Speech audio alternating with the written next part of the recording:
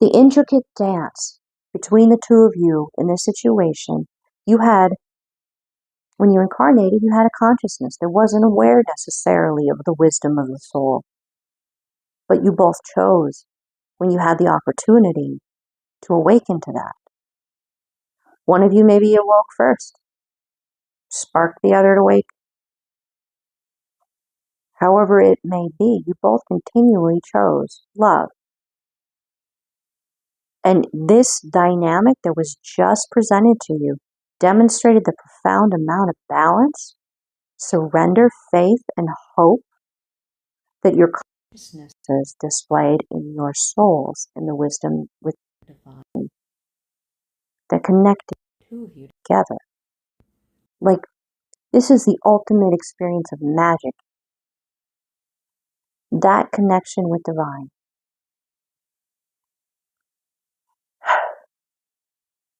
I'm seeing two unicorns, kind of stunned that the other exists. Because, like, you've just kind of always known, but it's like you're finally able to, like, run together. I think it's Disney who has I think it's Spirit, I think that's the name of it, with the horses and the wild horses. It's a similar kind of feel to it with that, because Gaia is so present in that movie too. The wisdom of Mother Nature. That even the Holy Spirit was very present within every living creature. It was very real and tangible.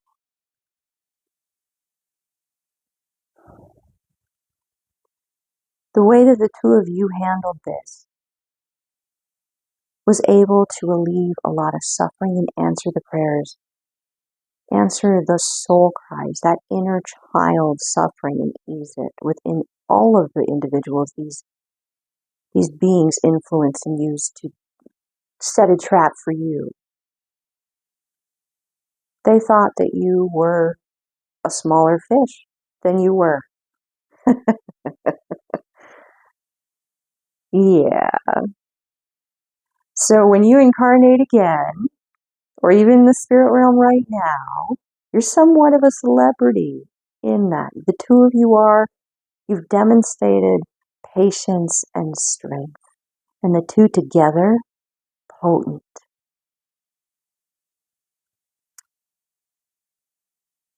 They will hesitate to mess with you if they know of you. Let's just say that.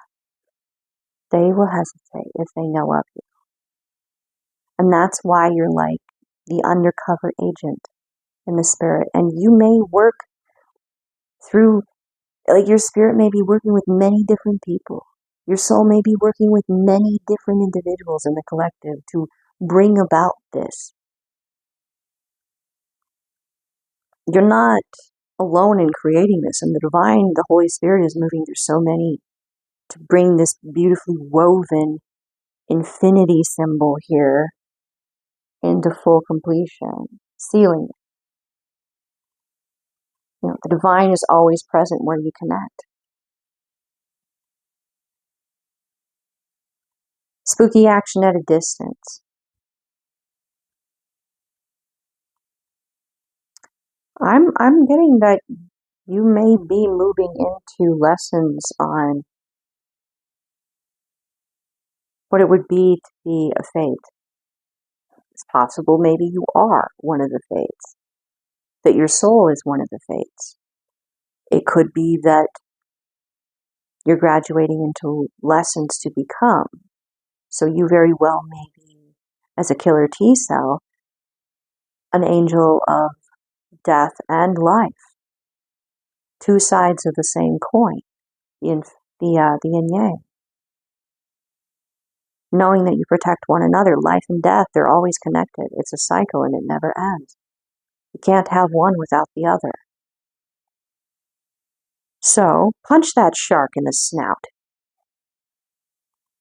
You know how cool that would be to punch a shark in the snout and it actually, like, swim away like it just got cowed? I mean, I don't personally want to experience it in my reality. No thanks, I'll pass. But I'm really happy there are people out there that know how to do that, because, wow, for one, and for two, if they have a need to do that, whatever mission they're on is very important. Okay, so in closing, is there, yeah, we're gonna pull one of these from each here for the light and the dark here. Possibly two for guidance, because there may be some that recognize themselves as the DM in this dynamic, and some that see themselves as the DF. So I'm going to pull one for what do you need to know about possibly is going on within yourself, and then within the other within these energies. So this is going to be for, have this one be for the, DM. DM, what do you need to know from your soul, the light within your soul? What do you need to know about you specifically? What message does your soul have for you about your experience of your light? Okay. And this is specific to you. It's not going to be centered around her. Okay. It's going to be about you. Okay. So inner voice. Inner voice. The imagery here is just, there's so many light codes. Just so beautiful. Look how vibrant that is. It's an opening to receive. Those hands, that's what I see, hands, but they could also be wings. This could be somewhat of an emotional experience for you, because there may be some triggering here. But whatever it is that is causing you to possibly have a bit of apprehension about really opening to that light, whatever is causing that suffering, know that when you open to that light, that suffering will be eased. The answer that somehow makes it so that it's just not going to hurt anymore is there. You have to open to it. You have to open to it through meditation. Yep. So however that is for you. Maybe you're someone that you move best in meditation when you're in motion. Maybe you need a fidget. Maybe that's your Zen. It doesn't necessarily need to be sitting quiet and still. That can be something that works for people, but it doesn't work for everybody. And this was a bonus for you. That flipped out. This is like reinforcing this for you guys. But it's the soul heart. So know that this part of you loves you and wants you to hear, is reaching out for you, but you have to choose to listen. You have to choose to be available. It's not going to be forcing it on you. Not when it comes from love. The colors of pink, purple, and blue. Blue for communication, the purple for intuition, and the pink for, allowing that wisdom of the positive, the logic within the positive to answer the question, so that pain can be eased. And it can be something that afterwards you're just kind of like, oh my gosh, why didn't I do this sooner? Like, it was so right in front of my nose. I'm just so stubborn. Now this one's going to be for you, DM, around what your soul, the dark light, the wisdom within the dark, or the shadow of your soul, the void, the space that you create from, that you know very, very well, would like you to know. We have endings, a natural progression for expansion of the soul. So this is a new beginning. Every ending is a new beginning. So this is the end of possible separation that you have been experiencing between the two of you. By being able to intervene as you did, and you did, you definitely were very effective at that. The divine worked through you very efficiently. You're closer. So what is this now? How does this change things?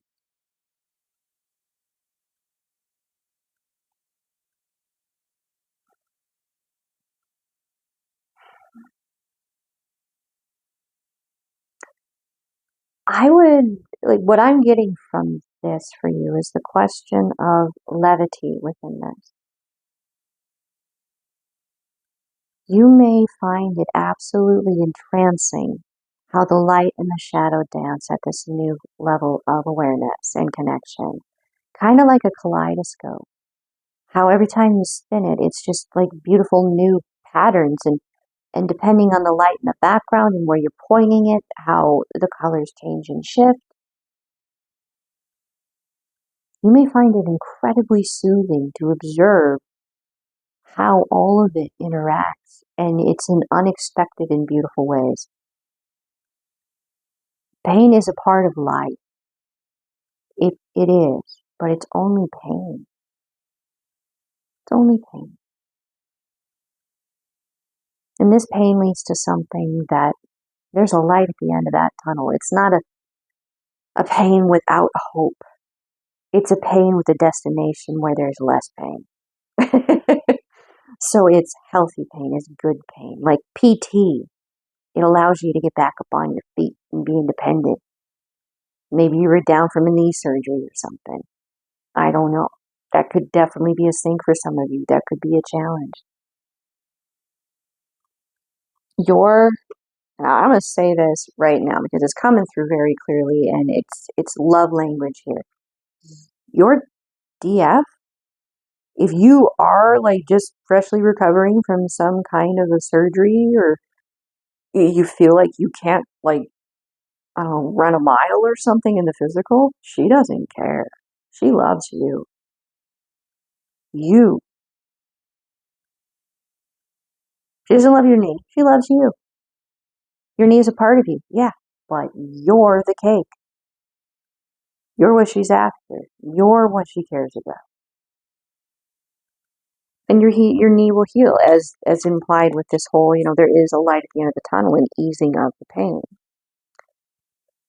Okay, so for the divine feminine aspect to this, what does the light in your soul want to communicate with you, want to highlight for you?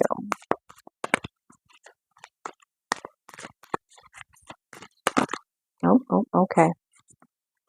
We have whispers. Ooh.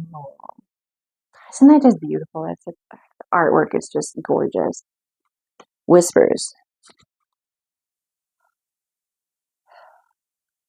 The voice without sound is beginning to have sound. That's the voice.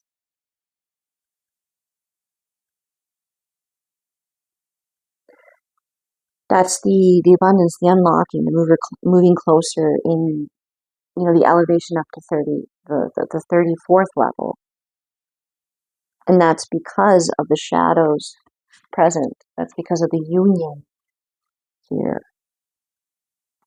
There's going to be a space between the two of you where you can connect. You will perceive one another differently through the soul, but you are creating a space in between one another through going within, through hearing the whispers of the divine. Through going into that space, you will reach each other. You will connect to each other on a deeper level, possibly one you didn't know was possible. This can be a gift of love from the divine neither of you knew about. It may be a space that you can begin to heal and become familiar with one another on a soul level. But initially, you will both be working purely with yourselves in this space. And as you work with yourselves in this space, that will build that bridge between the two of you and strengthen it. Now, that bridge, you may already have a bridge between you, but this is a whole nother level of bridge. Like the rainbow bridge they talk about in like Marvel with Thor, and that's a whole different kind of bridge than what we think of down here. Like you just have a bridge to go from one side of the pond to the other. Oh boy. Discernment. Discernment is key here with this is what your soul would like you to work with. Discernment is key. And I say that because if you watched my previous reading, which if you're here, there's been a couple that have come out for you guys. This collective I've been reading for now. Use your discernment. I invite you always to use your discernment, but there's just something about giving a name, a separate identity, a separate personality to a part of you that, having gone through what you've gone through, may be something you have a strong aversion to, and you have to trust that. You have to trust your own discernment. If you feel no aversion to this, that's your own inner compass, and trust that. Trust your own guidance, your own connection to source. But for those of you that are like, I don't know, trust that. We all walk our own paths. All of us. We all walk our own paths. And we're all learning from one another. No matter whether or not we're, like 33 masters, or we're moving into 34 mastery level lessons. If the 34 mastery level is not acknowledging that they have a lot yet to learn from 33, 32, all the way down to level 1, level mastery, if they're not wise enough to know that they're always the student, regardless of how much they can teach, then they wouldn't have achieved the level 34. They wouldn't have achieved the level 33. They wouldn't have achieved level 1. Regardless of how much you know, you are always the student. You're always learning. And your students, you talk to a lot of teachers, they learn a lot from teaching their students, from their students, on how to be a teacher more efficiently, more effectively, how best to present given X, Y, Z circumstance for whatever scenario it may be. Your students teach you a lot about how best to be a teacher, and even more about what you're teaching about. Number synchronicity, 818. So the respect for one another's paths. Everyone's journey is a little different, because the divine likes diversity, likes variety. Yet again, that quote from Robin Hood with Kevin Costner in it. I don't know the name of the guy, but he plays, in a lot of things, he plays the voice of God. that actor who played the Moor, and he had that little girl come up to him. She's just so innocent and naive, and she's like, "Why did God paint you?" You could just see his smile, like, "You are so cute." And he's like, "Well, Allah loves variety."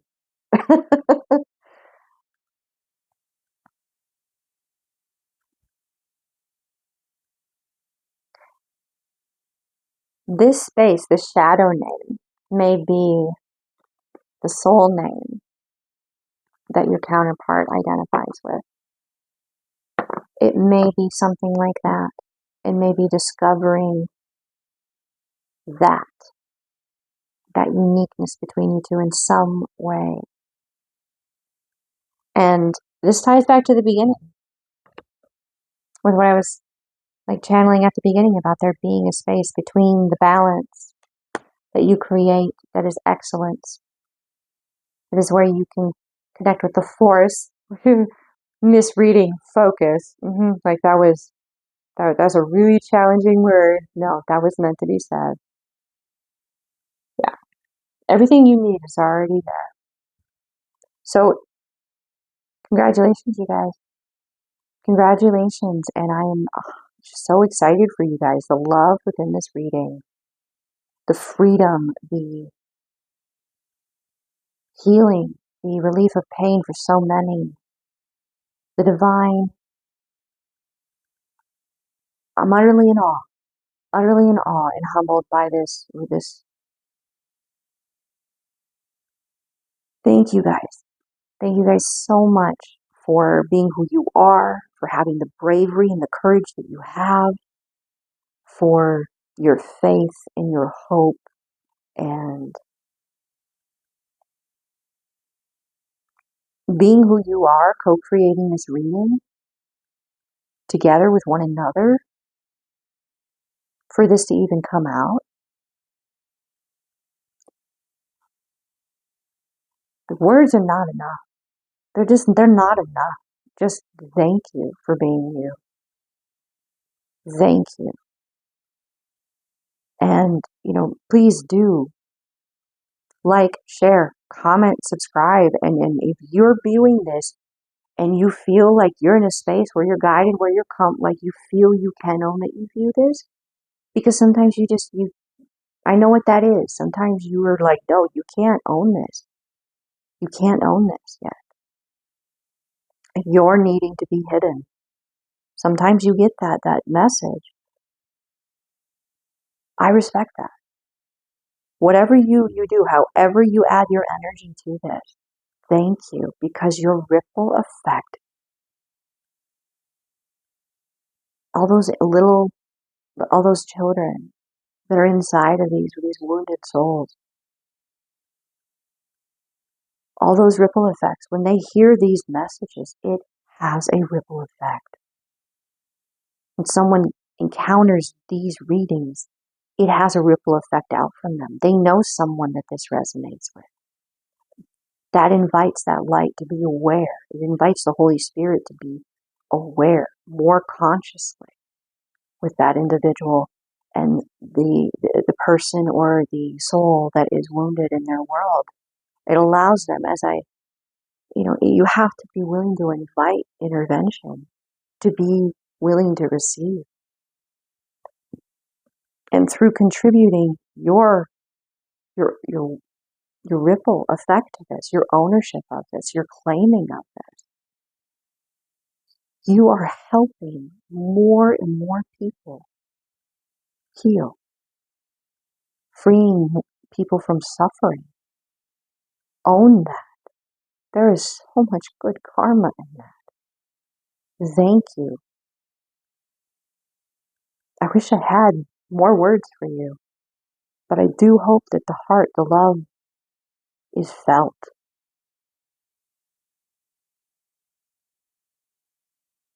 The divine within me, the love within me, sees, honors the divine and the love within you.